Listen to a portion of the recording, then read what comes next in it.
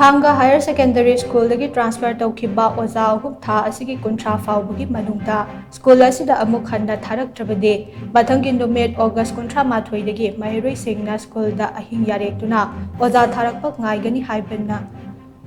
फिरेप लौरे हाइदुना महिरोई सिंगना फुंदोरक्ले हिरम असिगा मरी लेनना ngase देसाम थांगा higher secondary school unit council न सिंदुना महिरोई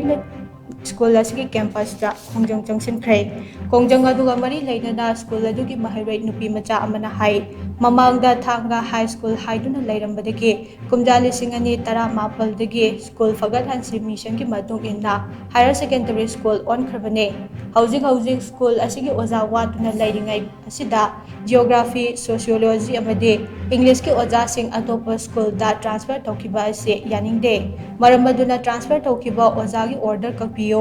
अवात ओजा सिंह अथुब मतमदा थाबिरओ ममांगदसु अवात ओजा सिंह थाबिरकनबा थांगा एसीगी एमएलए अमदे जेडीओ बिष्णुपुर दा वाकखिबा लेख्रे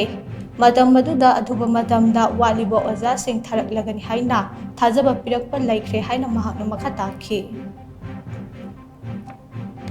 आनेदगी ओजा वातना लेरबा स्कूल असिदगी ओजा अहुम अमु ट्रांसफर तौई सोशियोलॉजी की ओजा अमा ज्योग्राफी की ओजा अमा इंग्लिश की ओजा अमा असे कोई यानिंगदे अदुगी सु मथक्ता मरी लेनबा लोकेन एमएलए अमा सुंग बिष्णुपुर डिस्ट्रिक्ट की जेडीओ अमा दसु अखोइना चतबा मतंदा फजबा रेस्पॉन्स पिबिरए अदुगी सु मथक्ता ओजा थाबिरकनि हाबे अखोइना थाजबा क्या पिरए अदुगु हजि फावा करिगुम थबम त पखलक्तबसिदे अखोइबु थोक्सादबनि हाना खंजै बिल्डिंग फनला फजरबसु छात्र फनला यामलबसु